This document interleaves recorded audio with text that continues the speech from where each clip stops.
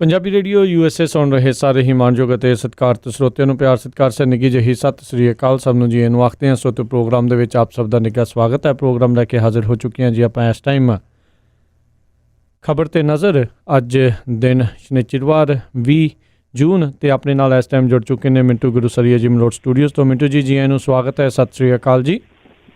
ਜੀ ਸ਼ੁਕਰੀਆ ਜੀ, ਸਾਰਿਆਂ ਨੂੰ ਸਤਿ ਸ਼੍ਰੀ ਅਕਾਲ ਜੀ।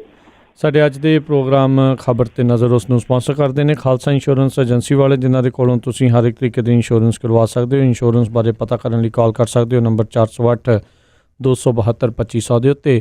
Home auto insurance, commercial insurance, liquor store, gas station insurance ਦੇ ਲਈ, life insurance, health insurance covered California ਦੇ ਲਈ ਕਾਲ 408 272 2500।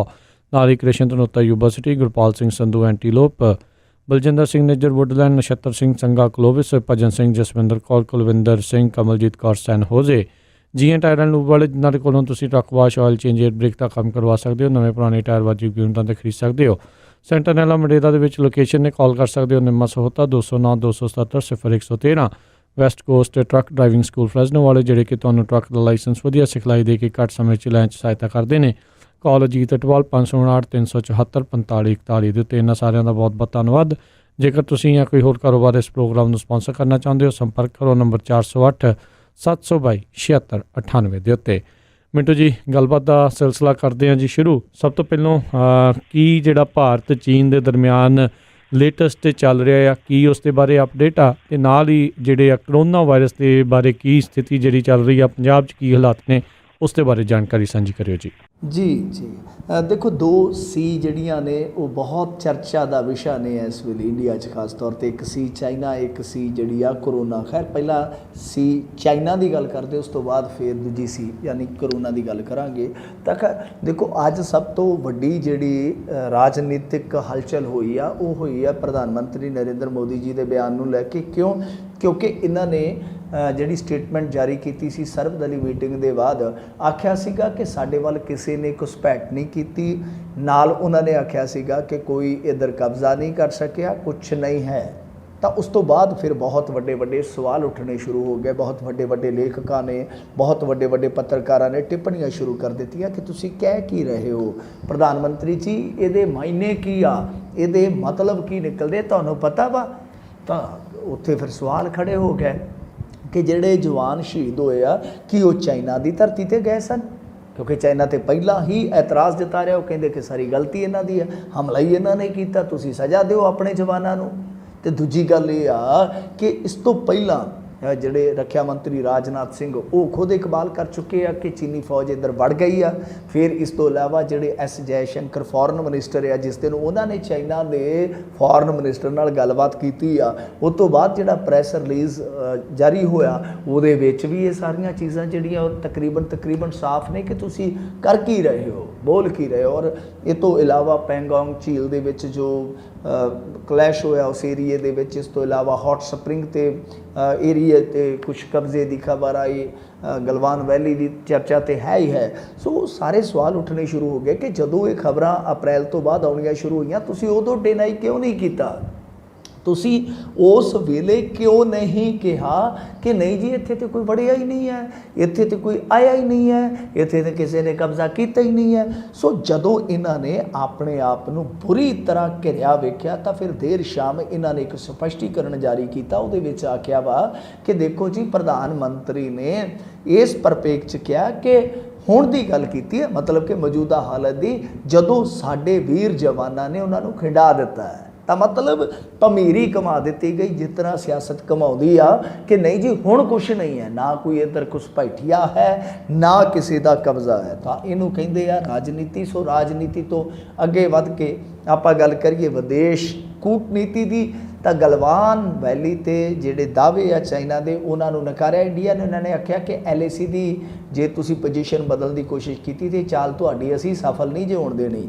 ਦੂਜੇ ਪਾਸੇ ਚੀਨ ਨੇ ਇੱਕ ਹੋਰ ਚਾਲ ਚੱਲੀ ਆ, ਬੰਗਲਾਦੇਸ਼ ਨੂੰ ਆਖਿਆ ਕਿ ਤੁਸੀਂ ਚੀਨ ਜਿਹੜੇ ਵੀ ਉਤਪਾਦ ਭੇਜੋਗੇ, ਯਾਨੀ ਜੋ ਵੀ ਪ੍ਰੋਡਕਟ ਭੇਜੋਗੇ, 97% ਟੈਰਿਫ ਜਿਹੜੇ ਆ ਉਹ ਤੁਹਾਡੇ ਤੋਂ ਚੱਕ ਦਿਆਂਗੇ।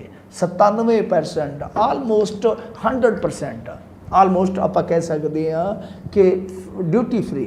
ਸੋ ਤੁਸੀਂ ਆਪ ਹੀ ਅੰਦਾਜ਼ਾ ਲਾ ਲਓ ਕਿ ਕਿਉਂ ਚਾਲ ਚੱਲੀ ਜਾ ਰਹੀ ਆ ਕਿ ਬੰਗਲਾਦੇਸ਼ ਨੂੰ ਵੀ ਖੁੱਲ੍ਹੇ ਰੂਪ ਦੇ ਵਿੱਚ, ਜਿਸ ਤਰ੍ਹਾਂ ਨੇਪਾਲ ਨੂੰ ਅੱਗੇ ਦੁਆਲੇ ਕੀਤਾ ਇੰਡੀਆ ਦੇ, ਕਿ ਬੰਗਲਾਦੇਸ਼ ਨੂੰ ਵੀ ਖੁੱਲ੍ਹੇ ਰੂਪ ਦੇ ਵਿੱਚ ਆਪਣੇ ਪਾਲੇ ਅੰਦਰ ਲੈ ਆਈਏ ਅਤੇ ਉਸ ਤੋਂ ਬਾਅਦ ਇੰਡੀਆ ਦੇ ਉਲਟ ਭੁਗਤਾਉਣਾ ਸ਼ੁਰੂ ਕਰੀਏ। ਸੋ ਇਹਨੂੰ ਕਹਿੰਦੇ ਆ ਕੌਮਾਂਤਰੀ ਕੂਟਨੀਤੀ, ਜਿਹੜੀ ਕਿ ਅਸੀਂ ਡੇ 1 ਤੋਂ ਹੀ ਕਹਿੰਦੇ ਪਏ ਹਾਂ ਕਿ ਸਾਨੂੰ ਦੁਬਾਰਾ ਰਿਵਿਊ ਕਰਨੀ ਪਊਗੀ, ਨਰਿੰਦਰ ਮੋਦੀ ਸਰਕਾਰ ਨੂੰ ਵੇਖਣੀ ਪਊਗੀ। ਖੈਰ, ਦੂਜੇ ਪਾਸੇ ਜੇ ਗੱਲ ਕਰੀਏ, ਭਾਰਤ ਦਾ ਬੀਜਿੰਗ ਨੂੰ ਸਪਸ਼ਟ ਇੱਕ ਹੋਰ ਵੀ ਸੰਦੇਸ਼ ਆ ਕਿ ਚੀਨੀ ਫਾਰਵਰਡ 에ਅਰਬੇਸ 'ਤੇ ਲੜਾਕੂ ਜਹਾਜ਼ ਜਿਹੜੇ ਆ ਉਹ ਭੇਜ ਦਿੱਤੇ ਗਏ ਆ। ਮਤਲਬ ਕਿ ਇਹਨਾਂ ਨੇ ਲੜਾਕੂ ਜਹਾਜ਼ ਜਿਹੜੇ ਆ ਉਹ ਬਿਲਕੁਲ ਫਾਰਵਰਡ 에ਅਰਬੇਸ ਜਿਹੜੇ ਹੁੰਦੇ ਆ ਉੱਥੇ ਭੇਜ ਦਿੱਤੇ ਗਏ ਆ। ਤਾਂ ਦੂਜੇ ਪਾਸੇ ਪਾਕਿਸਤਾਨ ਦੇ ਜਵਾਨਾਂ ਦਾ ਕੋਈ ਦੱਸਦੇ ਆ ਕਿ ਸੌਰੀ ਉੱਧਰੋਂ ਪਾਕਿਸਤਾਨ ਵੱਲੋਂ ਜਵਾਨਾਂ ਨੇ ਇੱਕ ਜਿਹੜਾ ਭੇਜਿਆ ਸੀਗਾ ਡਰੋਨ, ਉਹ ਡਿੱਗਿਆ, BSF ਦੇ ਜਵਾਨਾਂ ਨੇ ਮਾਰ ਡਿੱਗਿਆ ਇਹ ਡਰੋਨ, ਜਿਹੜਾ ਦੱਸਦੇ ਆ ਕਿ ਰੇਕੀ ਕਰਨ ਵਾਸਤੇ ਘੱਲਿਆ ਸੀਗਾ। ਦੂਜੇ ਪਾਸੇ ਜੇ ਆਪਾਂ ਗੱਲ ਕਰੀਏ ਚਾਈਨਾ ਦੀ, ਤਾਂ ਜਿਹੜਾ ਸਰਹੱਦੀ ਵਿਵਾਦ ਉਪਜਿਆ ਉਹਦੇ ਵਿੱਚ ਜਿਹੜੀ ਪ੍ਰਧਾਨ ਮੰਤਰੀ ਨਰਿੰਦਰ ਮੋਦੀ ਦੀ ਸਪੀਚ ਸੀਗੀ ਉਹਨੂੰ ਚੀਨੀ ਸੋਸ਼ਲ ਮੀਡੀਆ ਤੋਂ ਹਟਾ ਦਿੱਤਾ ਗਿਆ, ਭਾਵ ਡਿਲੀਟ ਕਰ ਦਿੱਤਾ ਗਿਆ। ਇੱਧਰ ਕੈਪਟਨ ਅਮਰਿੰਦਰ ਸਿੰਘ ਜੀ ਜਿਸ ਦਿਨ ਇਹ ਮੁੱਦਾ ਜੋ ਚੱਲਦਾ ਪਿਆ ਇਹਦੇ 'ਤੇ ਬਿਆਨ ਨਾ ਦੇਣ ਤਾਂ ਮੇਰੇ ਖਿਆਲ ਦੇ ਨਾਲ ਉਹਨਾਂ ਦੀ ਰੋਟੀ ਹਜ਼ਮ ਹੋਣੀ ਸ਼ਾਇਦ ਔਖੀ ਆ। ਸੋ ਉਹਨਾਂ ਨੇ ਅੱਜ ਵੀ ਫਿਰ ਕਿਹਾ, ਕਹਿੰਦੇ ਕਿ ਗਲਵਾਨ ਘਾਟੀ ਖਾਲੀ ਕਰਵਾਉਣ ਲਈ ਚੀਨ ਨੂੰ ਅਲਟੀਮੇਟਮ ਜਾਰੀ ਕੀਤਾ ਜਾਵੇ। ਸੋ ਇਹ ਅਪੀਲ ਕਰ ਰਹੇ ਭਾਰਤ ਸਰਕਾਰ ਨੂੰ। ਸੋ ਚਲੋ, ਉਹ ਫੌਜੀ ਆ, ਮੌਕੇ ਦੇ ਚੀਫ ਮਿਨਿਸਟਰ ਵੀ ਆ, ਅਤੇ ਉਹਨਾਂ ਨੂੰ ਇਸ ਤਰ੍ਹਾਂ ਦੇ ਬਿਆਨ ਜਿਹੜੇ ਆ ਉਹ ਦੇਣੇ ਚਾਹੀਦੇ ਆ, ਦੇਣੋਂ ਕੋਈ ਰੋਕਦਾ ਵੀ ਨਹੀਂ ਹੈ। ਪਰ ਗੱਲ ਇਹ ਆ ਕਿ ਉਹਨਾਂ ਨੇ ਬਹੁਤ ਲੰਮਾ ਸਮਾਂ ਫੌਜ ਦੇ ਵਿੱਚ ਬਿਤਾਇਆ, ਫੌਜ ਦੀ ਉਹਨਾਂ ਨੂੰ ਬਹੁਤ ਜਾਣਕਾਰੀ ਹੈ, ਔਰ ਖ਼ਾਸ ਤੌਰ 'ਤੇ ਉਹ ਲੇਖਣ ਦੇ ਨਾਲ ਵੀ ਜੁੜੇ ਆ। ਤਾਂ ਇਹਨਾਂ ਨੂੰ ਹੋਰ ਵੀ ਢੰਗ ਦੱਸਣੇ ਚਾਹੀਦੇ ਆ ਜਿਹਦੇ ਨਾਲ ਚਾਈਨਾ ਜਿਹੜਾ ਉਹ ਇੰਡੀਆ ਦੇ ਦਾਅਵੇ ਹੇਠ ਆ ਜਾਵੇ। ਤਾਂ ਚਲੋ, ਹੁਣ ਆਪਾਂ ਗੱਲ ਕਰੀਏ ਦੂਜੀ ਸੀ ਦੀ। ਤਾਂ ਇੰਡੀਆ ਦੇ ਵਿੱਚ ਯਾਨੀ ਭਾਵ ਕਰੋਨਾ ਦੀ ਗੱਲ ਕਰਨ ਲੱਗਿਆ ਕਿ ਪਿਛਲੇ 24 ਘੰਟਿਆਂ ਦੇ ਦੌਰਾਨ ਭਾਰਤ 'ਚ ਰਿਕਾਰਡ 14,516 ਮਾਮਲੇ ਆਏ ਆ। ਤਾਂ ਦੂਜੇ ਪਾਸੇ ਪ੍ਰਧਾਨ ਮੰਤਰੀ ਨਰਿੰਦਰ ਮੋਦੀ ਜੀ ਬੋਲੇ ਆ, ਕਹਿੰਦੇ ਕਿ ਰੁਜ਼ਗਾਰ ਦੇਣ ਲਈ 50,000 ਕਰੋੜ ਰੁਪਈਏ ਦਾ ਅਸੀਂ ਖਰਚ ਕਰਾਂਗੇ। ਤੁਸੀਂ ਆਪ ਹੀ ਅੰਦਾਜ਼ਾ ਲਾ ਲਓ ਕਿ 50,000 ਕਰੋੜ ਰੁਪਈਆ ਜਿਹੜਾ ਹੁੰਦਾ ਕਿੰਨੀ ਵੱਡੀ ਰਕਮ ਕਹੀ ਜਾ ਸਕਦੀ ਹੈ। ਤਾਂ ਅੱਜ ਇਹਨਾਂ ਨੇ ਗਰੀਬ ਕਲਿਆਣ ਯੋਜਨਾ ਜਿਹੜੀ ਹੈ ਉਹ ਸ਼ੁਰੂ ਕੀਤੀ ਹੈ, ਮੇਰੇ ਖਿਆਲ ਦੇ ਨਾਲ ਗੱਲਬਾਤ ਵੀ ਕੀਤੀ ਹੈ, ਵਿਸ਼ੇਸ਼ ਟਾਕ ਵੀ ਕੀਤੀ ਹੈ। ਚਲੋ, ਵਧੀਆ ਗੱਲ ਆ ਕਿ ਲੋਕਾਂ ਨੂੰ ਦੂਰ ਦੁਰੇਡੇ ਨਾ ਜਾਣਾ ਪਵੇ, ਆਪਣੇ ਪਿੰਡ ਜਾਂ ਪਿੰਡਾਂ ਦੇ ਕੋਲੇ ਰੁਜ਼ਗਾਰ ਮੁਹੱਈਆ ਹੋਵੇ। ਤਾਂ ਇੱਧਰ ਹਰਦੀਪ ਸਿੰਘ ਪੁਰੀ ਜਿਹੜੇ ਹਵਾਬਾਜ਼ੀ ਮੰਤਰੀ ਆ, ਉਹਨਾਂ ਨੇ ਕਿਹਾ ਕਿ ਵਿਦੇਸ਼ਾਂ 'ਚ ਫਸੇ 2,75,000 ਭਾਰਤੀਆਂ ਨੂੰ ਹੁਣ ਤੱਕ ਲਿਆਂਦਾ ਜਾ ਚੁੱਕਾ। ਪਰ ਮੇਰੇ ਖਿਆਲ ਦੇ ਨਾਲ ਹਾਲੇ ਵੀ ਬਹੁਤ ਸਾਰੇ ਲੋਕ ਆ ਜਿਹੜੇ ਪਰਤਣਾ ਚਾਹੁੰਦੇ ਪਰ ਪਰਤ ਨਹੀਂ ਪਾ ਰਹੇ, ਉਹਨਾਂ ਨੂੰ ਵੀ ਲਿਆਉਣਾ ਚਾਹੀਦਾ।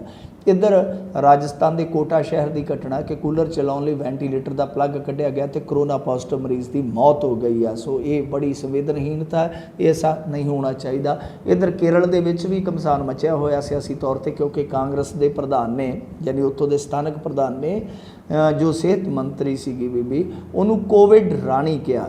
ਸੋ ਇਹ ਦੇਖ ਲਓ ਰਾਜਨੀਤੀ ਕਿਸ ਤਰ੍ਹਾਂ ਚੱਲਦੀ ਹੈ। ਇੱਧਰ ਆਂਧਰਾ ਪ੍ਰਦੇਸ਼ ਨੇ ਆਖਿਆ ਕਿ 10ਵੀਂ ਦੀਆਂ ਐਤਕੀ ਪ੍ਰੀਖਿਆਵਾਂ ਭਾਵ ਇਮਤਿਹਾਨ ਜਿਹੜੇ ਆ ਉਹ ਨਹੀਂ ਹੋਣਗੇ। ਦਿੱਲੀ ਹਾਈ ਕੋਰਟ 'ਚ ਉਪ ਰਾਜਪਾਲ ਦੇ ਉਸ ਹੁਕਮ ਨੂੰ ਚੁਣੌਤੀ ਦੇ ਦਿੱਤੀ ਗਈ ਹੈ ਜਿਹਦੇ ਵਿੱਚ ਉਹਨਾਂ ਕੋਵਿਡ-19 ਦੇ ਪੋਜ਼ਿਟਿਵ ਮਾਮਲਿਆਂ ਲਈ 5 ਦਿਨਾਂ ਵਾਸਤੇ ਸੰਸਥਾਗਤ ਕੁਆਰੰਟੀਨ ਰਹਿਣਾ ਲਾਜ਼ਮੀ ਕਿਹਾ ਸੀਗਾ। ਇੱਧਰ ਪੰਜਾਬ ਦੀ ਜੇ ਗੱਲ ਕਰੀਏ ਤਾਂ ਲੁਧਿਆਣਾ 'ਚ ਕਰੋਨਾ ਪੀੜਤ ਔਰਤ ਦੀ ਮੌਤ ਹੋਈ ਹੈ, ਇਲਾਕੇ 'ਚ ਸਹਿਮ ਆ, ਪਿੰਡ ਹੈ ਗੋਪਾਲਪੁਰ। ਇਸ ਤੋਂ ਇਲਾਵਾ SHO ਅਤੇ ਉਸਦੇ ਗਨਮੈਨ ਸਮੇਤ ਫਗਵਾੜਾ ਦੇ 4 ਲੋਕਾਂ ਨੂੰ ਕਰੋਨਾ ਹੋਇਆ, ਉਹ ਥਾਣਾ ਸੀਲ ਕਰ ਦਿੱਤਾ ਗਿਆ। ਨਿੱਜੀ ਹਸਪਤਾਲਾਂ ਵਿੱਚ ਕੋਵਿਡ-19 ਦੇ ਇਲਾਜ ਲਈ ਰੇਟ ਤੈਅ ਹੋਣਗੇ, OP ਸੋਨੀ ਜੀ ਕਹਿ ਰਹੇ ਆ। ਅੱਛੀ ਗੱਲ ਆ। ਦੂਜੀ ਗੱਲ ਆ ਕਿ ਜਿੱਦਾਂ ਮੈਂ ਕੱਲ੍ਹ ਕਿਹਾ ਸੀਗਾ ਕਿ ਸਿਵਲ ਹਸਪਤਾਲ ਸੁਨਾਮ ਦੇ ਜਿਹੜੇ ਕੁਛ ਕਰਮਚਾਰੀ ਪੋਜ਼ਿਟਿਵ ਆਏ ਗਏ, ਉਸ ਤੋਂ ਬਾਅਦ ਉੱਥੋਂ ਦਾ ਕੰਮਕਾਰ ਠੱਪ ਹੋ ਗਿਆ। ਸੋ ਥਾਣਾ ਠੱਪ, ਬੈਂਕ ਵੀ ਠੱਪ, ਇਸ ਤੋਂ ਇਲਾਵਾ ਹੁਣ ਹਸਪਤਾਲ। ਤਾਂ ਇਹ ਦੇਖਣਾ ਹੋਏਗਾ ਕਿ ਆਉਣ ਵਾਲੇ ਦਿਨਾਂ ਦੇ ਵਿੱਚ ਸਥਿਤੀ ਜਿਹੜੀ ਆ ਉਹ ਇਹ ਤੋਂ ਭਿਆਨਕ ਨਾ ਹੋਵੇ, ਕਿਉਂਕਿ ਇਹ ਜੇ ਇਸ ਤਰ੍ਹਾਂ ਅਦਾਰੇ ਬੰਦ ਕਰੀ ਗਏ, ਦਫ਼ਤਰ ਬੰਦ ਕਰਨੇ ਸ਼ੁਰੂ ਹੋ ਗਏ ਤਾਂ ਬਹੁਤ ਔਖਾ ਹੋ ਜਾਏਗਾ। ਜੀ ਤੇ ਮਿੰਟੂ ਜੀ, ਅਗਲੀ ਜਿਹੜੀ ਖਬਰ ਆ ਉਸ ਦੇ ਉੱਤੇ ਜੇ ਆਪਾਂ ਨਜ਼ਰ ਮਾਰੀਏ ਤੇ ਕਹਿੰਦੇ ਭਾਰਤ ਵਿੱਚ ਇੱਕ ਹੋਰ ਜਸੂਸੀ ਕਾਂਡ ਦਾ ਪਰਦਾਫਾਸ਼ ਹੋਇਆ। ਹਾਂਜੀ, ਬਿਲਕੁਲ। ਇਹ ਵੀ ਇੱਕ ਤਰ੍ਹਾਂ ਨਾਲ ਕਹਿ ਲਈਏ ਕਿ ਬਹੁਤ ਤਕੜਾ ਜਸੂਸੀ ਕਾਂਡ ਸੀ। ਤਕੜਾ ਜਸੂਸੀ ਕਾਂਡ ਇਸ ਕਰਕੇ ਸੀ ਕਿਉਂਕਿ ਇਹਦੇ ਵਿੱਚ ਸਿਵਲ ਡਿਫੈਂਸ ਦੇ ਹੀ 2 ਬੰਦੇ ਇਨਵੋਲਵ ਪਾਏ ਗਏ ਆ। ਤਾਂ ਉਸ ਵੇਲੇ ਜਿਸ ਵੇਲੇ ਚੀਨ ਦੀਆਂ ਬਣੀਆਂ ਐਪਸ ਨੂੰ ਡਿਲੀਟ ਕਰਵਾਇਆ ਜਾ ਰਿਹਾ ਇਸ ਪਰਪਸ ਦੇ ਨਾਲ, ਇਸ ਮੰਤਵ ਦੇ ਨਾਲ ਕਿ ਭਾਈ ਇਹ ਜਸੂਸੀ ਕਰ ਸਕਦੇ ਆ, ਕਿਉਂਕਿ ਸਟੈਂਡ ਅਪ ਚੱਲਦਾ ਪਿਆ ਇਹਨਾਂ ਦੇ ਨਾਲ। ਆਉਣ ਵਾਲੇ ਸਮੇਂ ਦੇ ਵਿੱਚ ਜੇ ਸਟੈਂਡ ਅਪ ਕੰਟੀਨਿਊ ਹੁੰਦਾ ਤਾਂ ਫਿਰ ਇੱਕ ਤਰ੍ਹਾਂ ਨਾਲ ਸਾਨੂੰ ਸਿਕਿਉਰਿਟੀ ਥ੍ਰੈਟ ਹੈ ਚਾਈਨਾ ਵੱਲੋਂ। ਹੁਣ ਤੇ ਕੁਛ ਲੋਕ ਇਹ ਵੀ ਸਵਾਲ ਚੁੱਕਦੇ ਪਏ ਆ ਕਿ ਕਿਉਂ ਨਾ ਹਵਾਈ ਦੇ ਨਾਲ ਜੋ ਕਰਾਰ ਹੈ ਭਾਰਤ ਸਰਕਾਰ ਦਾ 5G ਵਾਸਤੇ ਉਹ ਵੀ ਰੱਦ ਕਰ ਦਿੱਤਾ ਜਾਵੇ, ਜਦਕਿ ਨਿੱਜੀ ਕੰਪਨੀਆਂ ਤੇ ਵੀ ਸਵਾਲਾਤ ਉੱਠਦੇ ਪਏ ਆ ਕਿ ਉਹਨਾਂ ਨੂੰ ਜਿਸ ਤਰ੍ਹਾਂ ਖੁਦ ਹੈ ਕਿ ਜਿੱਥੋਂ ਉਹਨਾਂ ਨੂੰ ਕੰਪੋਨੈਂਟ ਮਿਲਦੇ ਆ ਉੱਥੋਂ ਹੀ ਲੈ ਲੈਣ, ਤਾਂ ਉਹ ਸਾਜੋ ਸਮਾਨ ਵੀ ਬੰਦ ਕਰਵਾਇਆ ਜਾਵੇ। ਤਾਂ ਇਸ ਦਰਮਿਆਨ ਜਦੋਂ ਇਹ ਸਭ ਕੁਝ ਚੱਲ ਰਿਹਾ ਉਸੇ ਦਰਮਿਆਨ ਰਾਜਸਥਾਨ ਦੇ ਵਿੱਚੋਂ ਨਿਕਲਿਆ, ਵੈਸੇ ਮੇਰੇ 2 ਜਣੇ ਸੀਗੇ, ਇੱਕ ਤੇ ਹੈਗਾ ਸੀਗਾ ਮਹਾਜਨ ਫੀਲਡ ਫਾਇਰਿੰਗ ਰੇਂਜ ਦੇ ਵਿੱਚ ਕੰਮ ਕਰਦਾ ਬੀਕਾਨੇਰ 'ਚ, ਔਰ ਇੱਕ ਸੀਗਾ ਗੰਗਾ ਨਗਰ। ਗੰਗਾ ਨਗਰ ਸਾਡੇ ਪਿੰਡਾਂ ਤੋਂ ਕੋਈ ਬਹੁਤਾ ਦੂਰ ਨਹੀਂ, ਇੱਥੇ ਬਹੁਤ ਤਕੜਾ ਅਸਲਾ ਡਿਪੂ ਹੈ ਤੇ ਲਾਲਗੜ੍ਹ ਛਾਉਣੀ ਵੀ ਵੱਜਦੀ ਇੱਥੇ। ਤਾਂ ਇਹ ਦੋਵੇਂ ਬੰਦੇ ਆਪਸ ਦੇ ਵਿੱਚ ਇੱਕ ਦੂਜੇ ਨਾਲ ਜੁੜੇ ਸਨ, ਬਾਰਾਬਤਾ ਸਨ, ਔਰ ਇਹੀ ਬੰਦੇ ਜਿਹੜੇ ਆ ਉਹ ਅੱਗੇ ਸੂਚਨਾਵਾਂ ਪਾਕਿਸਤਾਨ ਨੂੰ ਦਿੰਦੇ ਸਨ। ਤਾਂ ਇਹ ਬੁਲਾਵਾ ਕਿਵੇਂ ਪਿਆ ਇਹਨਾਂ ਨੂੰ? ਇਹਨਾਂ ਦੇ ਵਿੱਚ ਇੱਕ ਵਿਕਾਸ ਕੁਮਾਰ ਸੀਗਾ, ਉਹਨੂੰ ਕੁਛ ਸਮਾਂ ਪਹਿਲਾਂ ਦੱਸਦੇ ਆ ਕਿ ਇੱਕ ਫੇਸਬੁੱਕ ਤੇ ਕੋਈ ਰਿਕੁਐਸਟ ਆਈ, ਰਿਕੁਐਸਟ ਉਹਨੇ ਐਕਸੈਪਟ ਕਰ ਲਈ। ਉਹ ਰਿਕੁਐਸਟ ਜਿਹੜੀ ਸੀ ਇੱਕ ਕੁੜੀ ਦੀ ਸੀ, ਉਹਨੇ ਫਿਰ ਬਾਅਦ ਦੇ ਵਿੱਚ WhatsApp ਤੇ ਗੱਲਬਾਤ ਕਰਨੀ ਸ਼ੁਰੂ ਕਰ ਦਿੱਤੀ। ਤੇ ਇਸ ਤੋਂ ਇਲਾਵਾ ਉਹਨੇ ਕੁਛ WhatsApp ਗਰੁੱਪਾਂ ਦੇ ਵਿੱਚ ਉਹਨੂੰ ਐਡ ਕਰਵਾਇਆ। ਉਸ ਤੋਂ ਬਾਅਦ ਹੈਂਡਲਰ ਨੇ ਸਿੱਧੀ ਉਹਦੇ ਨਾਲ ਗੱਲਬਾਤ ਕਰਨੀ ਸ਼ੁਰੂ ਕਰ ਦਿੱਤੀ ਤੇ ਉਹ ਚਲਾਵੇ 'ਚ ਆ ਗਿਆ ਜਾਂ ਲਾਲਚ 'ਚ ਆ ਗਿਆ। ਉਸ ਤੋਂ ਬਾਅਦ ਉਹਨਾਂ ਨੇ ਪੈਸੇ ਭੇਜਣੇ ਸ਼ੁਰੂ ਕਰ ਦਿੱਤੇ। ਉਹਨੇ ਦੂਸਰਾ ਬੰਦਾ ਜਿਹੜਾ ਮਹਾਜਨ ਫਾਇਰਿੰਗ ਰੇਂਜ ਦੇ ਵਿੱਚ ਸੀਗਾ, ਔਰ ਮਹਾਜਨ ਫਾਇਰਿੰਗ ਰੇਂਜ ਕੋਈ ਛੋਟੀ ਮੋਟੀ ਨਹੀਂ ਹੈ, ਜੇ ਦੇਖੀਏ ਤਾਂ ਬੜੀ ਸੈਂਸਿਟਿਵ ਜਗ੍ਹਾ ਹੈ। ਇੱਥੇ ਜਾ ਕੇ ਮਿਲਟਰੀ ਐਕਸਰਸਾਈਜ਼ ਕਰਦੇ ਆ, ਬਹੁਤ ਸਾਰੀਆਂ ਐਕਸਰਸਾਈਜ਼ ਇੱਥੇ ਹੁੰਦੀਆਂ, ਜਿੰਨੀਆਂ ਵੀ ਥਾਵਾਂ ਨੇ ਇੰਡੀਆ ਦੇ ਵਿੱਚ ਮਿਲਟਰੀ ਐਕਸਰਸਾਈਜ਼ ਵਾਸਤੇ, ਤਾਂ ਉਹਨਾਂ ਦੇ ਵਿੱਚੋਂ ਮਹਾਜਨ ਫਾਇਰਿੰਗ ਇੱਕ ਆ। ਤਾਂ ਉਸ ਰੇਂਜ ਦਾ ਜਿਹੜਾ ਸਿਵਲ ਡਿਫੈਂਸ ਦਾ ਇੱਕ ਬੰਦਾ ਸੀਗਾ ਉਹ ਹੀ ਇਹਦੇ ਨਾਲ ਰਲ ਗਿਆ ਵਿਕਾਸ ਦੇ ਨਾਲ, ਤੇ ਦੋਹਾਂ ਨੇ ਬਹੁਤ ਸਾਰੀਆਂ ਸੂਚਨਾਵਾਂ ਜਿਹੜੀਆਂ ਉਹ ਉਧਰ ਕੱਲੀਆਂ ਨੇ। ਮਿਲਟਰੀ ਤੁਹਾਨੂੰ ਪਤਾ ਹੀ ਹੈ ਮੂਵਮੈਂਟ ਜਦੋਂ ਹੁੰਦੀ ਆ, ਜਿੱਦਾਂ ਕੌਣ ਆਇਆ ਕੌਣ ਗਿਆ, ਕਿਹੜਾ ਅਫਸਰ ਹੈ ਜਿਹਦਾ ਉਸ ਐਟੀਟਿਊਡ ਕੀ ਆ, ਉਹ ਕਿਸ ਤਰ੍ਹਾਂ ਦੇ ਇੰਟਰਸਟ ਰੱਖਣਾ, ਇਹ ਸਾਰੀਆਂ ਚੀਜ਼ਾਂ ਜਿਹੜੀਆਂ ਦੱਸਦੇ ਆ ਕਿ ਖੁਫੀਆ ਤੌਰ ਤੇ ਕੱਲੀਆਂ ਗਈਆਂ। ਦੇਖੋ ਮਾਮਲਾ ਬਹੁਤ ਜ਼ਿਆਦਾ ਸੰਵੇਦਨਸ਼ੀਲ ਆ, ਬਹੁਤੀਆਂ ਸੂਚਨਾਵਾਂ ਬਾਹਰ ਨਹੀਂ ਆਉਂਦੀਆਂ, ਪਰ ਕੁਝ ਮੀਡੀਆ ਆਊਟਲੈਟ ਨੇ, ਕਿਉਂਕਿ ਬਹੁਤਾ ਜਿਹੜਾ ਮੇਨ ਸਟ੍ਰੀਮ ਮੀਡੀਆ ਹੁੰਦਾ ਉਹ ਇਹਨਾਂ ਚੀਜ਼ਾਂ ਨੂੰ ਅਵੋਇਡ ਕਰ ਦਿੰਦਾ ਹੈ ਇਹੋ ਜਿਹੇ ਸੰਵੇਦਨਸ਼ੀਲ ਮੌਕਿਆਂ ਤੇ, ਖਾਸ ਤੌਰ ਤੇ ਵਿਸ਼ੇਸ਼ ਤੌਰ ਤੇ। ਔਰ ਤੁਹਾਨੂੰ ਪਤਾ ਹੀ ਹੈ ਕਿ ਜੇ ਤੇ ਕੋਈ ਹੁੰਦਾ ਕੋਈ ਉਹੋ ਜਿਹੇ ਮਜ਼ਹਬ ਤੋਂ, ਤੇ ਫਿਰ ਤੁਹਾਨੂੰ ਪਤਾ ਕਿ ਕਿਸ ਤਰ੍ਹਾਂ ਦਾ ਗੁੱਡਾ ਵੱਜਦਾ, ਕਈ ਵਾਰ ਪੈਮਾਨਾ ਉਹ ਵੀ ਬਦਲ ਜਾਂਦਾ ਇਸ ਕਰਕੇ। ਪਰ ਮੈਂ ਕਿਸੇ ਚੀਜ਼ ਨੂੰ ਇੱਦਾਂ ਰਿਲੀਜੀਅਸਲੀ ਨਹੀਂ ਕਰੂੰਗਾ ਪ੍ਰੋਫਾਈਲਿੰਗ ਦੇ ਰੂਪ ਦੇ ਵਿੱਚ। ਸੋ ਜੋ ਵੀ ਆ, ਤਾਂ ਹੁਣ ਇਹ ਮਾਮਲਾ ਜਿਹੜਾ ਥੋੜਾ ਢੱਕਿਆ ਜਾ ਰਿਹਾ ਮੀਡੀਆ ਵੱਲੋਂ ਤਾਂ ਕਿ ਲੋਕਾਂ ਦਾ ਧਿਆਨ ਇੱਧਰ ਘੱਟ ਜਾਵੇ। ਤਾਂ ਇਹ ਆਪਰੇਸ਼ਨ ਕੀਤਾ ਮਿਲਟਰੀ ਇੰਟੈਲੀਜੈਂਸ, ਤੁਹਾਨੂੰ ਪਤਾ ਇਹਨਾਂ ਦੀ ਇੱਕ ਅਲੱਗ ਹੁੰਦੀ ਆ, ਤਾਂ ਉਹਨਾਂ ਨੇ 1 ਸਾਲ ਦੇ ਵਿੱਚ ਇਹਨਾਂ ਨੂੰ ਫੜਿਆ। ਤਾਂ ਇਹਦਾ ਨਾਂ ਰੱਖਿਆ ਗਿਆ ਸੀ ਆਪਰੇਸ਼ਨ ਡੈਜ਼ਰਟ ਕੇਸ ਐਕਸਪਲੇਨ। ਤਾਂ ਇਸ ਤਰ੍ਹਾਂ ਦਾ ਇੱਕ ਬਹੁਤ ਵੱਡਾ ਇੱਕ ਮੈਂ ਕਹੂੰਗਾ ਕਿ ਆਪਰੇਸ਼ਨ ਇਹਨਾਂ ਨੇ ਅੰਜਾਮ ਦਿੱਤਾ ਜਿਹਦਾ ਨਾਮ ਸੀ ਆਪਰੇਸ਼ਨ ਡੈਜ਼ਰਟ। ਸੋ ਇਹ ਮਾਮਲਾ ਜਿਹੜਾ ਉਹ ਹੁਣ ਬਹੁਤ ਜ਼ਿਆਦਾ ਇੱਕ ਤਰ੍ਹਾਂ ਨਾਲ ਕਹਿ ਲਈਏ ਕਿ ਇਸ ਵੇਲੇ ਸੰਵੇਦਨਸ਼ੀਲ ਬਣਿਆ ਹੋਇਆ, ਪਰ ਇਹਦੇ ਵਿੱਚੋਂ ਅੱਗੋਂ ਕੀ ਤਕੜੇ ਰਾਜ਼ ਨਿਕਲਦੇ ਆ ਉਹ ਇੰਤਜ਼ਾਰ ਰਹੇਗਾ। ਜੀ ਜੀ। ਅਗਲੀ ਜਿਹੜੀ ਮਿੰਟੂ ਜੀ ਗੱਲ ਕਰਦੇ, ਕਹਿੰਦੇ ਕਾਂਗਰਸ ਦੀ ਪੰਜਾਬ ਇਕਾਈ ਦਾ ਪੁਨਰਗਠਨ ਤਕਰੀਬਨ ਪੂਰਾ, ਸਿੱਧੂ ਦਾ ਪੇਚ ਹੱਲੇ ਵੀ ਫਸਿਆ।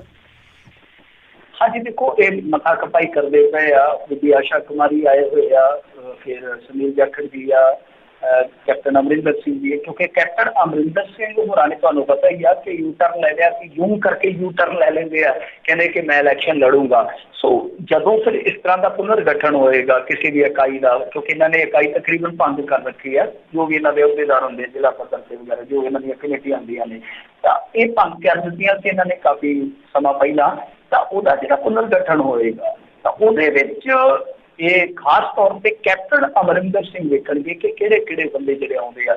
ਵੈਸੇ ਉਦਾਂ ਮੈਂ ਤੁਹਾਡੀ ਜਾਣਕਾਰੀ ਲਈ ਦੱਸ ਦਿੰਦਾ, ਜਿੰਨਾ ਕੁ ਚਿਹਰਾ ਮੁਰਾਦ ਦੇਖਣ ਨੂੰ ਮਿਲਿਆ ਕਿ ਵਿਧਾਇਕ ਤੇ ਜਿਹੜੇ ਚੇਅਰਮੈਨ ਆ ਉਹ ਕਾਂਗਰਸ ਦੀਆਂ ਜ਼ਿਲ੍ਹਾ ਕਮੇਟੀਆਂ ਦੇ ਵਿੱਚ ਆਊਟ ਕੀਤੇ ਗਏ ਆ, ਕੁਛ ਨੂੰ ਰੱਖਿਆ ਵੀ ਗਿਆ, ਬਾਕੀ ਬਹੁਤੇ ਆਊਟ ਕਰ ਦਿੱਤੇ ਗਏ ਆ। ਪਰ ਇਹਦੇ ਵਿੱਚ ਕੀ ਆ ਕਿ ਸਾਰੇ ਗਰੁੱਪਾਂ ਨੂੰ ਦੱਸਦੇ ਆ ਕਿ ਐਡਜਸਟ ਕੀਤਾ ਗਿਆ ਤਾਂ ਕਿ ਕੋਈ ਬਹੁਤੀ ਲੌਬਿੰਗ ਨਾ ਹੋਵੇ ਜਾਂ ਬਗਾਵਤ ਨਾ ਹੋਵੇ, ਜਿਸ ਤਰ੍ਹਾਂ ਆਮ ਤੌਰ ਤੇ ਆਪਾਂ ਕਾਂਗਰਸ ਦੇ ਵਿੱਚ ਵੇਖਦੇ ਹੀ ਹਾਂ ਕਿ ਇੱਕ ਦੂਜੇ ਨਾਲ ਕਹਿੰਦੇ ਫਿਰ ਬਗਾਵਤ ਤੱਕ ਉੱਤਰ ਪੈਂਦੇ ਆ। ਸੋ ਇਹਨਾਂ ਨੇ ਇਸ ਤਰ੍ਹਾਂ ਇੱਕ ਢਾਂਚਾ ਤਿਆਰ ਕਰਨ ਦਾ ਮਨ ਬਣਾਇਆ ਕਿ ਕਿਸੇ ਨੂੰ ਵੀ ਨਿਰਾਸ਼ਾ ਨਾ ਮਿਲੇ, ਸਾਰੇ ਹੀ ਬੰਦੇ ਜਿਹੜੇ ਆ ਖੁਸ਼ ਹੋਣ। ਸੋ ਹੈਪੀ ਮੂਡ ਦੇ ਵਿੱਚ ਰਹਿਣ, ਸਾਰੇ ਹੀ ਖੁਸ਼ੀਆਂ ਮਨਾਉਣ। ਸੋ ਇਹ ਦੱਸਦੇ ਆ ਕਿ 95% ਕੰਮ ਜਿਹੜਾ ਉਹ ਨੇਪਰੇ ਚਾੜ ਲਿਆ ਗਿਆ ਵਾ, ਤੇ ਜਿਹੜਾ ਰਹਿੰਦਾ 5% ਹੈ ਉਹ ਵੀ ਜਲਦ ਛੇਤੀ ਇਹ ਚਾੜ ਲੈਣਗੇ। ਪਰ ਇਹਦੇ ਵਿੱਚ ਇੱਕ ਚੀਜ਼ ਜਿਹੜੀ ਕੁਛ ਮੀਡੀਆ ਆਊਟਲੈਟ ਨੇ ਖਬਰ ਵੀ ਕੀਤੀ ਆ, ਕੁਛ ਕਿਆਪੇ ਵੀ ਆ, ਕੁਛ ਆਫ ਦੀ ਰਿਕਾਰਡ ਚਰਚਾ ਵੀ ਆ ਕਿ ਦੇਖੋ ਬੀਬੀ ਆਸ਼ਾ ਕੁਮਾਰੀ ਨੇ ਆ ਕੇ ਤੇ ਹਾਈ ਕਮਾਂਡ ਦਾ ਜੋ ਵੀ ਸਟੈਂਡ ਹੈਗਾ ਸਿੱਧੂ ਪ੍ਰਤੀ ਉਹ ਦੱਸ ਦਿੱਤਾ ਕਿ ਦੇਖੋ ਜੀ ਨਵਜੋਤ ਸਿੰਘ ਸਿੱਧੂ ਨੂੰ ਖੁਸ਼ ਕਰਨਾ ਹੀ ਪੈਣਾ। ਤਾਂ ਨਵਜੋਤ ਸਿੰਘ ਸਿੱਧੂ ਵਾਸਤੇ ਦੱਸਦੇ ਆ ਕਿ ਇਹ ਵੀ ਚਰਚਾ ਚੱਲੀ ਕਿ ਕਿਉਂ ਨਾ ਇਹਨਾਂ ਨੂੰ ਡਿਪਟੀ ਬਣਾ ਦਿੱਤਾ ਜਾਵੇ ਕੈਪਟਨ ਅਮਰਿੰਦਰ ਸਿੰਘ ਦਾ। ਪਰ ਕੈਪਟਨ ਅਮਰਿੰਦਰ ਸਿੰਘ ਦਾ ਜਿਹੜਾ ਖੇਮਾ, ਮਤਲਬ ਕਿ ਜਿਹੜਾ ਉਹਨਾਂ ਦਾ ਧੜਾ, ਉਹਨਾਂ ਨੇ ਇੱਕ ਬਹੁਤ ਜਿੱਦਾਂ ਕਹੀਏ ਨਾ ਕਿ ਬੜੀ ਕਸੂਤੀ ਦੀ ਚਾਲ ਚੱਲ ਦਿੱਤੀ ਆ। ਉਹਨਾਂ ਨੇ ਹਾਈ ਕਮਾਂਡ ਨੂੰ ਸੁਨੇਹਾ ਘੱਲਿਆ, ਉਹ ਕਹਿੰਦੇ ਕਿ ਵੇਖੋ ਗੱਲ ਇਹ ਆ ਕਿ ਜੇ ਆਪਾਂ ਡਿਪਟੀ ਵੀ ਜੱਟ ਬਣਾ ਦਿੰਦੇ ਆ ਤੇ ਮੁੱਖ ਮੰਤਰੀ ਵੀ ਜੱਟ ਆ, ਤੇ ਇਹਦੇ ਨਾਲ ਫਿਰ ਗਾਂ ਭਾਈਚਾਰਕ ਅੜਿੱਕਾ ਪਊਗਾ, ਜਾਂ ਤੇ ਕੋਈ ਹਿੰਦੂ ਭਾਈਚਾਰੇ ਦੇ ਵਿੱਚੋਂ ਲਾਇਆ ਜਾਵੇ ਜਾਂ ਕੋਈ ਦਲਿਤ ਭਾਈਚਾਰੇ ਚੋਂ ਲਾਇਆ ਜਾਵੇ, ਸਿੱਧੂ ਸਾਹਿਬ ਨੂੰ ਕਿਤੇ ਹੋਰ ਐਡਜਸਟ ਕਰ ਦਿਓ। ਤਾਂ ਇਹ ਇੱਕ ਬਹੁਤ ਦੱਸਦੇ। ਹੁਣ ਦੇਖੋ ਇਸ ਗੱਲ ਦੀ ਪੁਸ਼ਟੀ ਨਹੀਂ ਹੈ, ਮੈਂ ਵਾਰ-ਵਾਰ ਕਹਿ ਦੇਵਾਂ, ਇੱਕ ਚਰਚਾ ਹੁੰਦੀ ਆ, ਸਾਡਾ ਫਰਜ਼ ਬਣਦਾ ਕਿ ਜੋ ਆਫ ਦੀ ਰਿਕਾਰਡ ਚੱਲਦੀ ਹੈ ਜਾਂ ਮੀਡੀਆ ਆਊਟਲੈਟ ਉਹਨੂੰ ਕਵਰੇਜ ਕਰ ਰਹੇ ਹੋ, ਅਸੀਂ ਆਪਣੇ ਲਿਸਨਰ ਤੱਕ ਲਿਆਈਏ। ਤਾਂ ਇੱਕ ਚਰਚਾ ਚੱਲ ਰਹੀ ਆ, ਇਹਨਾਂ ਦੇ ਇੱਕ ਸੋਰਸ ਨੇ ਇੱਕ ਪੱਤਰਕਾਰ ਨੂੰ ਵੀ ਦੱਸਿਆ, ਸਪੋਕਸਮੈਨ ਦੇ ਪੱਤਰਕਾਰ ਨੇ, ਉਹ ਕੋਟ ਵੀ ਕੀਤਾ ਖਬਰ ਦੇ ਵਿੱਚ ਉਸ ਵਰਸ਼ਨ ਨੂੰ ਕਿ ਆਫ ਦੀ ਰਿਕਾਰਡ ਉਹਨਾਂ ਨੇ ਕਿਹਾ ਨਾ ਮੇਰਾ ਵਿਸ਼ਵਾਸ ਹੋ, ਪਰ ਇਹ ਚਰਚਾ ਚੱਲ ਰਹੀ ਹੈ। ਸੋ ਇਹ ਆਪਣੇ ਆਪ ਦੇ ਵਿੱਚ ਇੱਕ ਚਰਚਾ ਚੱਲਦੀ ਪਈ ਆ ਕਿ ਸਿੱਧੂ ਕਿਵੇਂ ਐਡਜਸਟ ਕੀਤਾ ਜਾਵੇ, ਕਿਉਂਕਿ ਸਿੱਧੂ ਇਸ ਵੇਲੇ ਏਕਾਂਤਵਾਸ ਦੇ ਵਿੱਚ ਕੁਆਰੰਟੀਨ ਕੀਤਾ ਹੋਇਆ ਕਾਂਗਰਸੀਆਂ ਨੇ, ਪੰਜਾਬ ਦੇ ਕੁਝ ਕਾਂਗਰਸੀਆਂ ਨੇ, ਤਾਂ ਬਹੁਤ ਜਲਦੀ ਉਹਨੂੰ ਕੁਆਰੰਟੀਨ ਚੋਂ ਬਾਹਰ ਕੱਢਣਾ ਹੀ ਪਵੇਗਾ। ਜੇ ਉਹ ਕਿਤੇ ਜਾਂਦਾ ਤਾਂ ਇਹ ਕਾਂਗਰਸ ਦੀ ਜਿਹੜੀ ਕੌਮੀ ਲੀਡਰਸ਼ਿਪ ਹੈ ਉਹਦੇ ਵਾਸਤੇ ਵੀ ਬਹੁਤਾ ਵੱਡਾ ਝਟਕਾ ਹੋਏਗਾ। ਸੋ ਲਿਹਾਜ਼ਾ ਇਹ ਪੇਚ ਫਸ ਗਿਆ ਹੈ ਕਿ ਸਿੱਧੂ ਨੂੰ ਕਿਵੇਂ ਖੁਸ਼ ਕੀਤਾ ਜਾਵੇ। ਵੈਸੇ ਮੈਨੂੰ ਤੇ ਸੁਣਨ ਚ ਵੀ ਮਿਲਿਆ ਕਿ ਸੁਨੀਲ ਜਾਖੜ ਵੀ ਰਾਜੀ ਨੇ ਇਸ ਗੱਲ 'ਚ ਕਿ ਸਿੱਧੂ ਨੂੰ ਖੁਸ਼ ਕਰੋ ਭਾਈ, ਜੇ ਤੁਸੀਂ ਆਖੋਗੇ ਤੇ ਮੈਂ ਵੀ ਉਹਦਾ ਛੱਡ ਕੇ ਪਰਾਂ ਹੋ ਜੀ ਜੀ ਜੀ। ਤੇ ਅਗਲੀ ਜਿਹੜੀ ਬਿੱਟੂ ਜੀ ਆਪਾਂ ਜੇ ਗੱਲ ਕਰੀਏ ਤਾਂ ਕਹਿੰਦੇ ਵੀ ਸਿੱਧੂ ਨੂੰ ਸੰਮਨ ਦੇਣ ਆਈ ਬਿਹਾਰ ਪੁਲਿਸ ਨਿਰਾਸ਼ ਹੋ ਕੇ ਪਰਤੀ। ਹਾਂਜੀ, ਨਵਜੋਤ ਸਿੰਘ ਸਿੱਧੂ ਦਾ ਦੇਖੋ ਇਹੀ ਸਿੱਧੂ ਦਾ ਮੈਂ ਕਹੂੰਗਾ ਕਿ ਨਿਸ਼ਤਰ ਹੈ ਸਿੱਧੂ ਦਾ। ਆ ਗਿਆ ਕਿ ਘਰੇ ਬੈਠੇ ਨੂੰ ਸੁਰਖੀਆਂ ਮਿਲੀ ਜਾਂਦੀਆਂ, ਬੈਠੇ ਨੇ ਅਖਬਾਰਾਂ ਦੀ ਕਵਰੇਜ ਹੁੰਦੀ ਹੈ। ਨਹੀਂ ਤੇ ਤੁਹਾਨੂੰ ਪਤਾ ਹੈ ਨਾ, ਪਹਿਲੇ ਪੰਨੇ ਤੇ ਛਪਣਾ ਬਹੁਤ ਔਖਾ ਹੁੰਦਾ ਹੈ ਕਿਉਂਕਿ ਇਨਸਾਨ ਦਾ ਸੁਪਨਾ ਹੁੰਦਾ ਕਿ ਪਹਿਲੇ ਪੰਨੇ ਤੇ ਕਦੇ ਉਹਦੀ ਫੋਟੋ ਲੱਗੇ, ਤੇ ਸਿੱਧੂ ਦੀ ਘਰ ਬੈਠੇ ਦੀਆਂ ਫੋਟੋਆਂ ਲੱਗ ਜਾਂਦੀਆਂ ਤੇ ਫਰੀਦ ਦੇ ਪੇਜ ਬਣ ਤੇ। ਅਖਰ ਮਾਮਲਾ ਕੀ ਸੀਗਾ ਕਿ 2019 ਨੂੰ ਮੇਰੇ ਖਿਆਲ ਦੇ ਨਾਲ ਕਟਿਹਾਰ ਜ਼ਿਲ੍ਹਾ ਹੈ ਬਿਹਾਰ ਦਾ, ਜਿੱਥੇ ਪਰਸੋਂ ਥਾਣੇ ਦੇ ਵਿੱਚ ਇੱਕ ਮਾਮਲਾ ਦਰਜ ਹੋਇਆ ਸੀ। ਲੋਕ ਸਭਾ ਦਾ ਇਲੈਕਸ਼ਨ ਸੀ, ਤੁਹਾਨੂੰ ਚੇਤੇ ਹੋਣਾ, ਉਦੋਂ ਸਿੱਧੂ ਤੇ ਮਾਮਲਾ ਦਰਜ ਕਰਾਇਆ ਗਿਆ ਸੀਗਾ ਕਿ ਇਹਨਾਂ ਨੇ ਬਹੁਤ ਗਲਤ ਭਾਸ਼ਣ ਕੀਤਾ ਹੈ। ਸੋ ਭਾਸ਼ਣ ਦੇ ਵਿੱਚ ਕੀ ਬੋਲਿਆ ਇਹਨਾਂ ਨੇ ਮੈਨੂੰ ਹੁਣ ਚੇਤਾ ਨਹੀਂ ਹੈ, ਪਰ ਮਾਮਲਾ ਦਰਜ ਹੋਇਆ ਕਿ ਇਹ ਕੀਤਾ ਹੈ। ਤਾਂ ਉਸ ਮੁਤਲਕ ਬਿਹਾਰ ਦੀ ਪੁਲਿਸ ਆਈ ਸਿੱਧੂ ਸਾਹਿਬ ਦੀ ਕੋਠੀ ਦੇ ਵਿੱਚ, ਤੇ ਉਹ ਗੇੜੇ ਗੋੜੇ ਕੱਢਦੇ ਰਹੇ ਵਿਚਾਰੇ, ਪਤਾ ਨਹੀਂ ਕਿੱਥੇ ਠਹਿਰੇ ਹੋਣੇ ਆ, ਕਿੱਦਾਂ ਉਹਨਾਂ ਨੇ ਸਾਰਾ ਜੁਗਾੜ ਆਪਦਾ ਸੈੱਟ ਕੀਤਾ ਹੋਊਗਾ। ਉਸ ਤੋਂ ਬਾਅਦ ਸਿੱਧੂ ਦੀ ਕੋਠੀ ਤੀਕ ਪਹੁੰਚੇ ਆ, ਸਿੱਧੂ ਦੇ ਪੀਏ ਤੀਕ ਵੀ ਪਹੁੰਚ ਗਏ, ਪਰ ਉਹ ਕਹਿੰਦੇ ਕਿ ਸਾਹਿਬ ਘਰੇ ਨਹੀਂ ਹੈ ਤੇ ਅਸੀਂ ਸਾਹਿਬ ਦੇ ਆਖੇ ਤੋਂ ਬਿਨਾਂ ਜਾਂ ਉਹਨਾਂ ਦੀ ਤਸਦੀਕਤਾ ਤੋਂ ਬਿਨਾਂ ਅਸੀਂ ਸੰਮਨ ਤਾਮੀਲ ਨਹੀਂ ਜੇ ਕਰ ਸਕਦੇ। ਤੇ ਉਹ ਵਿਚਾਰੇ ਢਿੱਲੇ ਜੇ ਬੁੱਲ ਕਰਕੇ ਬੁੱਲ ਜੇ ਘੇਰ ਕੇ ਉਹ ਨਿਕਲ ਰਹੇ ਆ। ਉਹ ਕਹਿੰਦੇ ਕਿ ਕੋਈ ਗੱਲ ਨਹੀਂ ਭਾਜੀ, ਅਸੀਂ ਆਪਣੇ ਜਿਹੜੇ ਉੱਚ ਅਧਿਕਾਰੀ ਆ ਉਹਨਾਂ ਨੂੰ ਸੂਚਿਤ ਕਰ ਦਿੱਤਾ, ਉਹਨਾਂ ਨੂੰ ਜਾਣੂ ਕਰਵਾ ਦਿੱਤਾ ਕਿ ਸਿੱਧੂ ਸਾਹਿਬ ਸਿੱਧਾ ਹੋ ਕੇ ਨਹੀਂ ਟੱਕਰੇ, ਉਹ ਤੇ ਕਿਤੇ ਕੋਠੀ ਕਾਠੀ ਦੇ ਵਿੱਚ ਹੀ ਹੈ ਜਾਂ ਕੋਠੀ ਤੋਂ ਬਾਹਰ ਹੀ ਹੈ, ਸਾਨੂੰ ਮਿਲੇ ਕੋਈ ਨਹੀਂ। ਤੇ ਵੈਸੇ ਇਹ ਪੁਲਿਸ ਦੀ ਲਾਚਾਰਗੀ ਹੈ, ਬੇਬਸੀ ਹੈ, ਕਿਉਂਕਿ ਆਮ ਤੌਰ ਤੇ ਕੀ ਹੁੰਦਾ ਹੈ ਕਿ ਜੇ ਕਿਸੇ ਗਰੀਬ ਦਾ ਸੰਮਨ ਆਇਆ ਹੋਵੇ ਨਾ, ਰਾਜਕਰਨਵੀਰ ਸਿੰਘ ਜੀ ਇਹੋ ਜਿਹਾ ਸਿਸਟਮ ਹੈ ਸਾਡਾ ਪੁਲਿਸੀਆ ਸਿਸਟਮ, ਖਾਸ ਤੌਰ ਤੇ ਉਹਨੂੰ ਸੁਨੇਹਾ ਘੱਲਿਆ ਜਾਂਦਾ। ਜੇ ਉਹਦੇ ਘਰ ਟੈਲੀਫੋਨ ਨਾ ਹੋਵੇ ਤੇ ਚੌਕੀਦਾਰ ਜਾਂਦਾ ਹੋਵੇ, ਜਾ ਹੋਵੇ ਤੈਨੂੰ ਥਾਣੇਦਾਰ ਨੇ ਸੱਦਿਆ, ਤੇ ਉਹ ਚੌਂਕੀ 'ਚ ਜਾਂਦਾ ਬਕਾਇਦਾ ਸਾਈਕਲ ਲੈ ਕੇ ਜਾਂ ਤੁਰ ਕੇ, ਤੇ ਉੱਥੇ ਹੀ ਸੰਮਨ ਤਮੀਲ ਕਰ ਲਿਆ ਜਾਂਦਾ, ਉਹਦੇ ਘਰ ਤੱਕ ਵੀ ਨਹੀਂ ਜਾਇਆ ਜਾਂਦਾ। ਇੱਧਰ ਆ ਇੱਕ ਸਾਈਨ ਕਰਦੇ, ਇੰਨੀ ਤੇਰੀ ਤਰੀਕ ਆ, ਕੋਰਟ 'ਚ ਜਾ ਕੇ ਚੁੱਪ ਕਰਕੇ ਪੇਸ਼ ਹੋ ਜੀ, ਨਹੀਂ ਤੇ ਫਿਰ ਦੂਜਾ ਜੁਗਾੜ ਤੇ ਸਾਨੂੰ ਕਰਨਾ ਹੀ ਆਉਂਦਾ।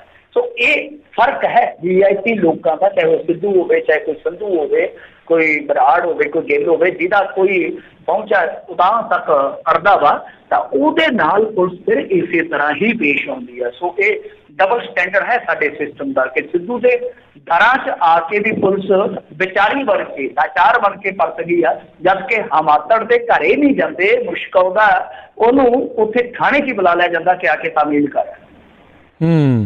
ਜੀ ਜੀ ਜੀ ਬਿਲਕੁਲ। ਇਹ ਹੁਣ ਜਿਹੜੇ ਜ਼ਿਆਦਾ ਵਧੀਆ ਬੰਦੇ ਨੇ ਇਹਨਾਂ ਦੇ ਹਿਸਾਬ ਦੇ ਨਾਲ ਉਹਨਾਂ ਨੂੰ ਕੁਛ ਨਾ ਕੁਛ ਤਾਂ ਉਹਨਾਂ ਨੇ ਮੁਲਾਜ਼ੇਦਾਰੀਆਂ ਉਹਨਾਂ ਦੇ ਨਾਲ ਇਹਨਾਂ ਪਕਾਉਣੀਆਂ ਹੀ ਆ। ਅਗਲੀ ਜਿਹੜੀ ਮਿੰਟੂ ਜੀ ਗੱਲ ਕਰੀਏ, ਕਹਿੰਦੇ ਪੰਜਾਬ ਪੁਲਿਸ ਨੇ ਲਾਹੀ ਹੋਈ ਪੱਗ ਸਿੱਖ ਦੇ ਸਿਰ ਤੇ ਧਰੀ। ਦੇਖੋ ਇਹ ਨਾ ਥਾਣਾ ਮੁੱਲਾਂਪੁਰ ਦਾਖਾ ਜਿਹੜਾ ਉਹ ਅੱਜ ਕੱਲ੍ਹ ਬੜਾ ਚਰਚਾ ਦਾ ਵਿਸ਼ਾ ਬਣਿਆ ਪਿਆ ਉਹਨਾਂ ਨੇ।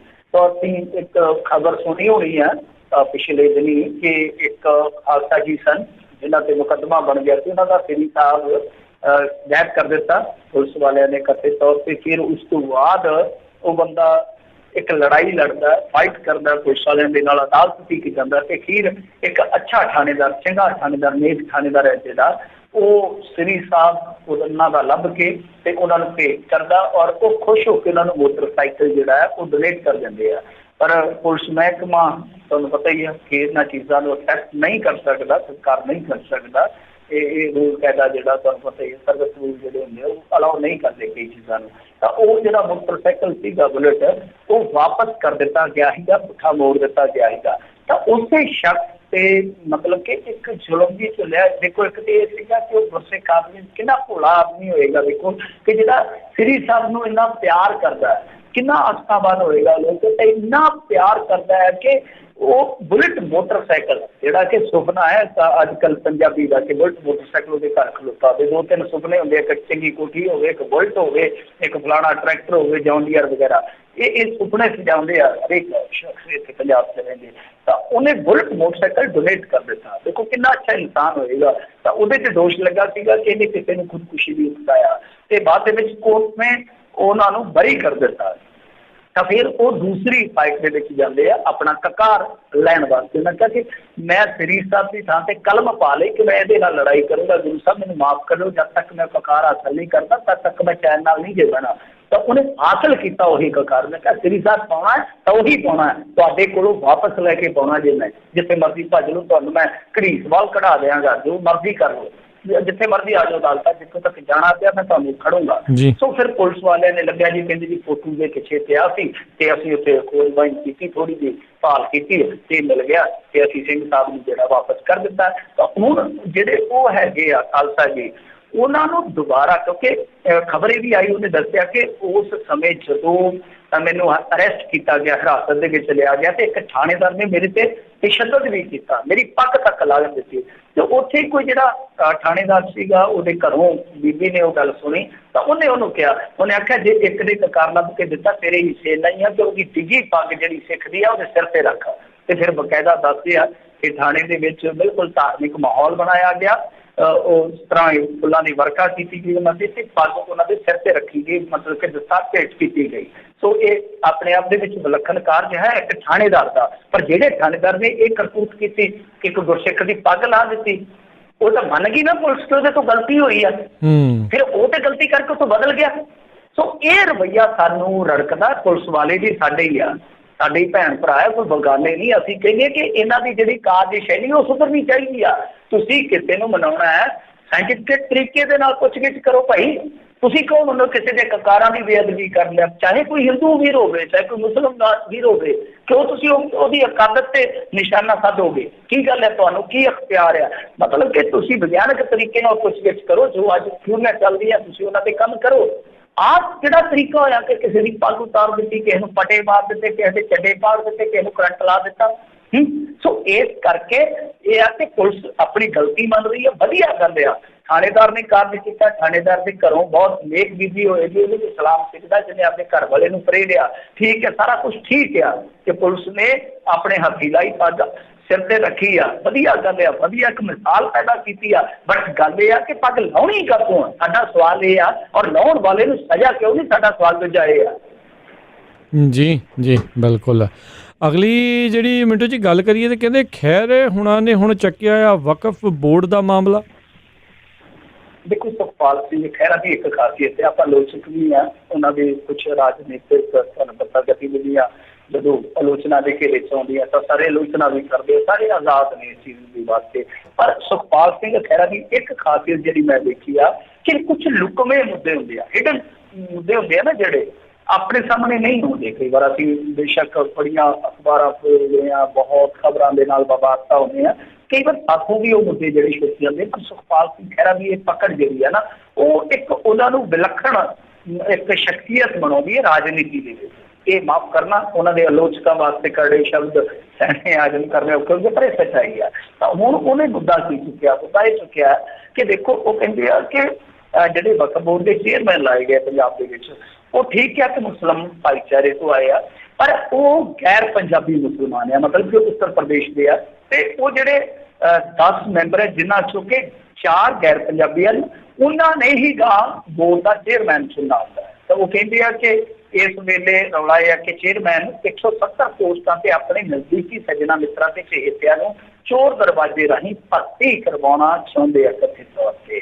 ਸੋ ਇਹ ਪੋਸਟਾਂ 25 ਸਾਲਾਂ ਦੇ ਲੰਮੇ ਸਮੇਂ ਬਾਅਦ ਭਰੀਆਂ ਜਾਣੀਆਂ। ਸੋ ਤੁਸੀਂ ਮੁੱਦੇ ਨੂੰ ਸਮਝ ਗਏ ਹੋਣਗੇ ਕਿ ਵਕਫ ਬੋਰਡ ਕੀ ਆ। ਮੈਂ ਸੰਖੇਪ ਸਮਝਾ ਦੇਵਾਂ, ਜਿਵੇਂ ਸਿੱਖਾਂ ਦੀਆਂ ਸੰਸਥਾਵਾਂ ਨੇ ਨਾ, ਚੀਫ ਖਾਲਸਾ ਦੀਵਾਨ ਵਗੈਰਾ, ਹੈ ਨਾ, ਉਸੇ ਤਰ੍ਹਾਂ ਇੱਕ ਵਕਫ ਬੋਰਡ ਹੈ ਮੁਸਲਿਮ ਭਾਈਚਾਰੇ ਦਾ। ਬਹੁਤ ਵੱਡੇ ਵੱਡੇ ਜਿਹੜੇ ਇਹਨਾਂ ਦੇ ਸੀਗੇ ਜ਼ਿਮੀਂਦਾਰ ਜਾਂ ਕਾਰੋਬਾਰੀ, ਉਹਨਾਂ ਨੇ ਜ਼ਮੀਨਾਂ ਡੋਨੇਟ ਕੀਤੀਆਂ ਸਨ ਮੁਸਲਿਮ ਭਾਈਚਾਰੇ ਵਾਸਤੇ, ਆਪਣੇ ਧਰਮ ਵਾਸਤੇ, ਕਿ ਇੱਥੇ ਸੰਸਥਾਵਾਂ ਖੋਲ੍ਹੀਆਂ ਜਾਣ, ਕੇਂਦਰ ਖੋਲ੍ਹੇ ਜਾਣ, ਧਰਮ ਦਾ ਪ੍ਰਚਾਰ ਪ੍ਰਸਾਰ ਹੋਵੇ। ਮੇਨ ਗੱਲ ਇਹ ਆ। ਤਾਂ ਉਹ ਜਿਹੜਾ ਵਕਫ ਬੋਰਡ ਹੈ ਬਹੁਤ ਅਮੀਰ ਬਣਿਆ ਜਾਂਦਾ, ਜੇ ਆਪਾਂ ਵੇਖੀਏ ਪਾਕਿਸਤਾਨ ਦੇ ਵਿੱਚ ਵੀ ਹੈ। ਤਾਂ ਕਿਤੇ ਔਕਾਫ ਬੋਰਡ ਵੀ ਹੈ ਮੇਰੇ ਖਿਆਲ ਦੇ ਨਾਲ, ਕਿਤੇ ਵਕਫ ਬੋਰਡ ਵੀ ਕਹਿ ਦਿੰਦੇ ਆ। ਆਮ ਤੌਰ ਤੇ ਸ਼ਬਦ ਜਿਹੜਾ ਆਪਾਂ ਸੁਣਦੇ ਹੀ ਹਾਂ। ਤਾਂ ਖੈਰ ਉਹਦੇ ਵਿੱਚ ਜਿਹੜੀਆਂ ਨਿਯੁਕਤੀਆਂ ਹੁੰਦੀਆਂ ਨੇ ਬਹੁਤ ਮਹੱਤਤਾ ਰੱਖਦੀਆਂ ਨੇ।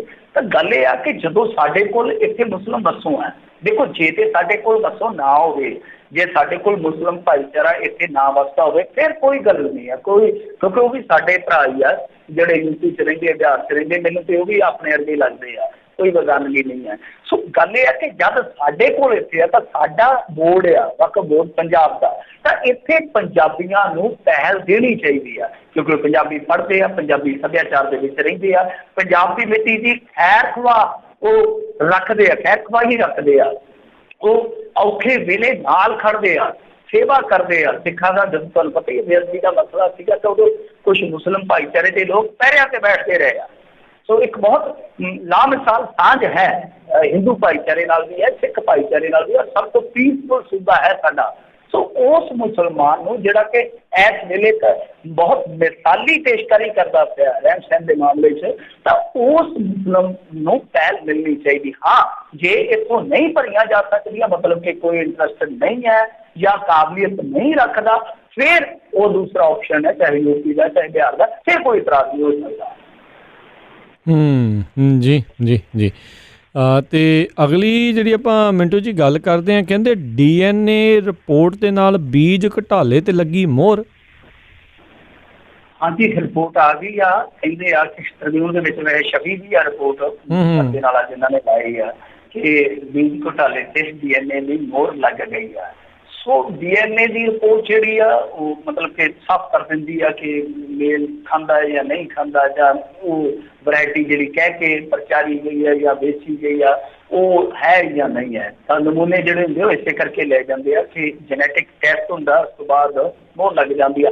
ਸੋ ਸਿੰਪਲ ਸਾਦਾ ਕੰਮ ਆ। ਹੁਣ ਜਦੋਂ ਪਤਾ ਲੱਗ ਗਿਆ, ਮੋਹਰ ਲੱਗ ਗਈ, ਇਹਦੇ ਵਿੱਚ ਕੀ ਆ ਕਿ ਦੇਖੋ ਮੇਨ ਜਿਹੜੀ ਖੇਡ ਖੇਡੀ ਗਈ ਆ ਉਹ ਜਿਵੇਂ ਨਾ, ਮੈਂ ਤੁਹਾਨੂੰ ਸੰਖੇਪ ਚ ਸਮਝਾ ਦਿੰਦਾ ਕਿ ਕਿਵੇਂ ਚੱਲਦਾ ਸਾਰਾ ਟਰਾਇਲ। ਕਿ ਜਦੋਂ ਵੀ ਖੋਜ ਕਰ ਲਈ ਯੂਨੀ ਨੇ ਜਿਹੜੀ ਵੀ ਐਗਰੀਕਲਚਰ ਯੂਨੀਵਰਸਿਟੀ ਹੈ ਲੁਧਿਆਣੇ 'ਚ, ਤਾਂ ਉਹਨਾਂ ਨੇ ਅੱਗੇ ਗਾ 3-4 ਵਿੰਗ ਬਣਾਏ ਹੋਏ ਆ, ਜਿੱਦਾਂ ਸ਼ਹਿਦ ਵਾਲੀਆਂ ਮੱਖੀਆਂ ਪਾਲਣ ਵਾਲਾ ਹੈ, ਜਾਂ ਪਲਾਂਟੇਸ਼ਨ ਵਾਲਾ ਹੈ, ਜਾਂ ਬੀਜ ਵਾਲਾ ਹੈ।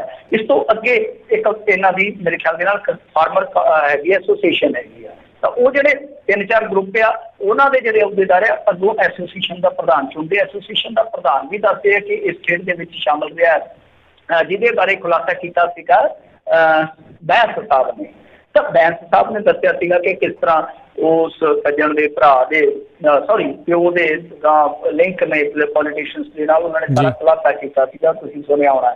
ਬਟ ਦੂਜੀ ਸੱਚਾਈ ਇਹ ਸੀ ਕਿ ਜਿਹੜਾ ਦੂਜੇ ਨੰਬਰ ਦਾ ਚੂਜ਼ ਸੀਗਾ, ਪਹਿਲਾਂ ਤੇ ਬਰਾੜ ਸੀਡ ਵਾਲੇ ਜਿਹੜੇ ਆ ਉਹ ਕਾਬੂ ਆਏ।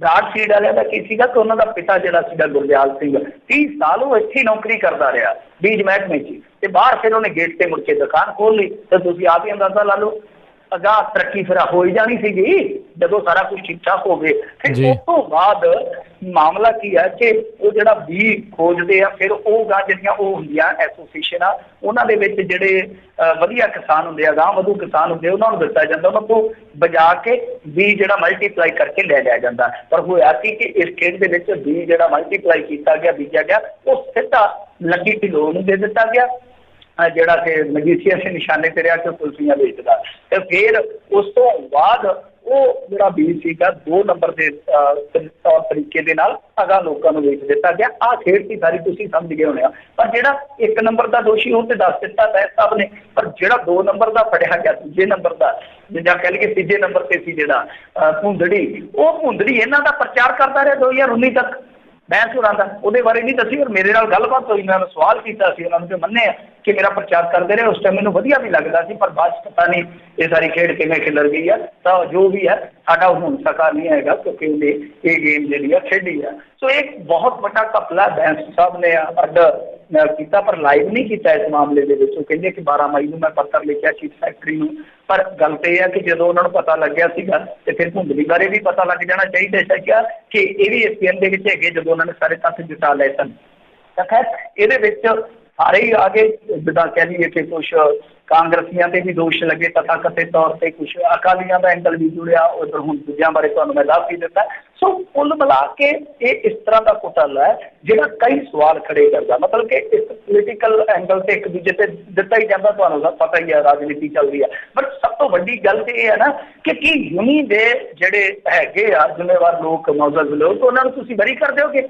ਕਿਉਂਕਿ ਬੀ ਤੇ ਉਹਨਾਂ ਨੇ ਦਿੱਤਾ ਨਾ ਕਿਸਾਨਾਂ ਨੂੰ, ਔਰ ਬਜਾ ਕੇ ਨਿਗਰਾਨੀ ਤੇ ਉਹਨਾਂ ਨੇ ਰੱਖਣੀ ਹੈ ਨਾ ਕਿ ਸਾਡਾ ਭਾਈ ਜਿਹੜਾ ਬੀ ਆ ਨਮੂਨਾ ਜਿਹੜਾ ਸਾਡਾ ਗਾਂ ਜਿਹਨੇ ਵੈਰਾਈਟੀ ਬਣਨਾ ਉਹ ਭਾਈ ਬਲੈਕ 'ਚ ਨਾ ਚੱਲ ਜਾਵੇ। ਤਾਂ ਉਹਨਾਂ ਦੀ ਨਿਗਰਾਨੀ ਤੇ ਵੀ ਤਾਂ ਸਵਾਲ ਉੱਠਣੇ ਚਾਹੀਦੇ ਆ ਨਾ, ਪਰ SIT ਉਹਨਾਂ ਤੋਂ ਪੁੱਛਗਿੱਛ ਹੀ ਨਹੀਂ ਕਰ ਰਹੀ ਹੈ ਆਪਦੀ ਕਰੀ। ਜੀ ਜੀ ਜੀ ਤੇ ਮਿੰਟੂ ਜੀ ਬਹੁਤ ਬਹੁਤ ਤੁਹਾਡਾ ਧੰਨਵਾਦ ਕਰਦੇ ਹਾਂ, ਤੁਸੀਂ ਸਾਡੇ ਨਾਲ ਜੁੜੇ ਇਹਨਾਂ ਖਬਰਾਂ ਬਾਰੇ ਤੁਸੀਂ ਜਾਣਕਾਰੀ ਦਿੱਤੀਆਂ। ਅਗਲੀ ਵਾਰ ਤੱਕ ਲਈ ਬੜੀ ਮਿਹਰਬਾਨੀ, ਪਿਆਰ ਭਰੀ ਸਤਿ ਸ਼੍ਰੀ ਅਕਾਲ ਜੀ। ਜੀ ਤੇ ਸਰੋਤੇ ਇੱਥੇ ਹੀ ਸਾਡਾ ਅੱਜ ਦਾ ਪ੍ਰੋਗਰਾਮ ਸਮਾਪਤ ਹੈ। ਮਿਲਦੇ ਹਾਂ ਅਗਲੀ ਵਾਰ, ਤੱਕ ਲਈ ਮੇਰੇ ਵੱਲੋਂ ਵੀ ਤੁਹਾਨੂੰ ਸਾਰਿਆਂ ਨੂੰ ਸਤਿ ਸ਼੍ਰੀ ਅਕਾਲ। ਸੁਣਦੇ ਰਹੋ ਪੰਜਾਬੀ ਰੇਡੀਓ USA।